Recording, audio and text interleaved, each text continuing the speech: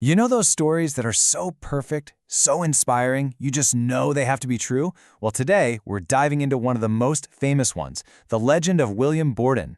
He was a young millionaire who supposedly gave up everything for a greater purpose. But, as you're about to see, the most famous part of his incredible story, well, it isn't quite what it seems. At the very heart of the Borden legend are these three simple but incredibly powerful phrases: no reserve, no retreat, no regrets. For more than 100 years, these words have been the ultimate motto for a life of total commitment. I mean, they're catchy, they're inspiring, they tell a perfect story all by themselves. The story that's been told for generations is pretty dramatic. It goes like this. When Borden decided to become a missionary, he supposedly wrote "no reserve" in his Bible. Then when his family tried to talk him out of it, he added "no retreat."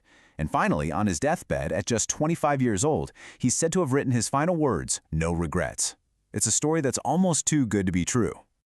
And that's because it is. It's not true. Despite being told and retold for decades in books and sermons, there's absolutely zero historical evidence that Borden ever wrote those words. Not in his Bible, not in his journals, nowhere. The most famous part of his story is, in fact, a myth. So what's going on here? If he never wrote the words, why is his name basically synonymous with them? Why is this legend stuck around for so long? This, right here, is where the real story begins, and honestly, it's even more compelling than the myth. The truth is, those words didn't come from William Borden at all. They came from his biographer. And she didn't write them down as a quote. She wrote them as her summary of his entire character. She observed his life and concluded that no reserve, no retreat, and no regrets had any place in it. It was her assessment of him, not a declaration from him. And you know, in a way, that's even more powerful. Just think about it for a second.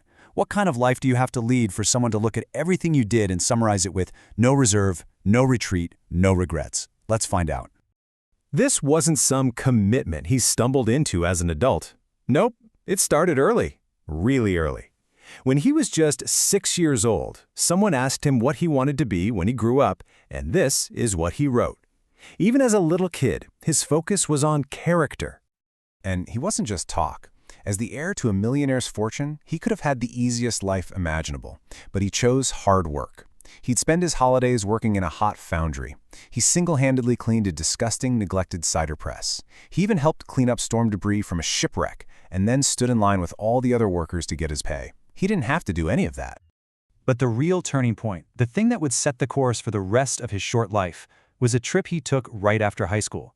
At just 16, he traveled around the world. And you can literally see his purpose taking shape in his own words. While he was traveling in Japan, he saw a world he had never known, and his path just snapped into focus. He wrote this in a letter home, already realizing his life was about to change, big time. So this world tour became this journey of growing conviction, and it all came to a head in London in July of 1905. After going to some religious meetings, he made a super simple but decisive entry in his journal: surrendered all to Jesus. That was it.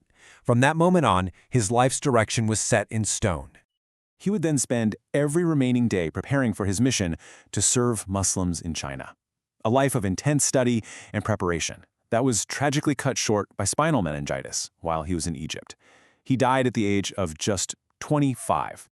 But the impact he made in that incredibly short, focused life, it was massive.